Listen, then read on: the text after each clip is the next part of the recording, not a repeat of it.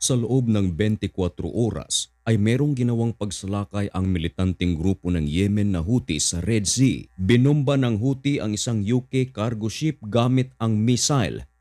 At dahil sa pagbombang ito, nilisan ng mga crew ang naturang barko. Matapos nilang atakihin ang UK cargo ship ay tinira na naman ng grupong Houthi ang US drone.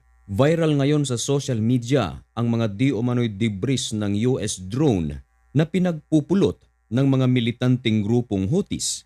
Inamin mismo ng military spokesman ng Houthis na si Yahya Saree na sila nga ang responsible sa pag-shutdown ng US drone MQ-9 na nasa syudad ng Hodeidah. Tahasan ding inamin ng Houthis na ang barkong pagmamayari ng UK na Ruby Mar, sila ang umatake. Malaki ang naidulot na pinsala sa naturang barko sa ginawang pag-atake ng Houthis at dahil dito ay nagtalunan ang mga crews nito pababa ng barko at dahil nga sa tindi ng pinsalang natamo nito, ang barko ay malapit nang lumubog. Kinumpirma din ito ng UK Maritime Trade Operation na ang Ruby Mar na nasa 35 nautical miles south of Al-Muqa in Yemen ay wasak na wasak. Kinumpirma naman ng United Kingdom na ang mga crew ng naturang barko ay ligtas na at ang naturang pag-ataking ito na isinagawa ng Houthi ay isinagawa isang araw lamang matapos na isagawa ng United States American Forces ang 5 strike sa Houthi targets bilang ganti naman sa walang humpay na pang-aatake na isinasagawa ng Houthi sa Red Sea at sa Gulf of Aden. Tila wala ng katapusan ang kaguluhan sa Red Sea. Dahil kapag may gumawa ng pag-atake, sasabihin ito na ito ay bilang ganti lamang. At kapag ang kabilang grupo naman ang magsagawa ng pag-atake, ay sasabihin din na ito ay bilang ganti lamang.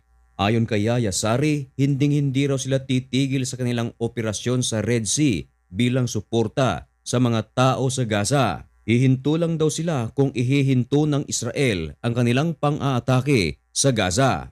Malaki na ang abala na nabibigay ng grupong Houthi sa Red Sea, lalong-lalo na sa mga negosyanteng dadaan sa Suez Canal at Bab al-Mandeb Strait. Dahil sa tensyon sa naturang lugar ay nagkakaroon sila ng alternative route at ito ay dadaan around South Africa's Cape of Good Hope. Nagkakaroon tuloy ng delay dahilan upang magtaasa naman ang mga bilihin na apektado nito. Marami sa mga malalaking kumpanya sa buong mundo ang umaangal na rin sa ginagawa ng Houthis. Kabilang sa umaangal ay ang Suzuki, Tesla, BP, Shell, Qatar Energy, DHL, FedEx, Adidas. Dagdag pa sa tagapagsalita ng Houthis na pinabagsak nila ang US plane na MQ-9. At ang mga larawan na ito ay patunay raw na talagang pinabagsak nila ang drone ng mga Amerikano. Pinagpupulot ng Houthis ang mga di umano'y parte ng drone ng Amerika na pinasabog ng Houthis.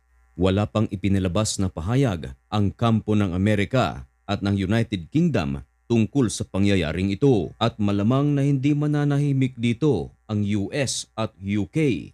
Sapagkat determinado din ang koalisyon na pahintuin ang Houthi sa kanilang ginagawang operasyon sa Red Sea sapagkat nakakaabala na ito sa pandaigdigang komersyo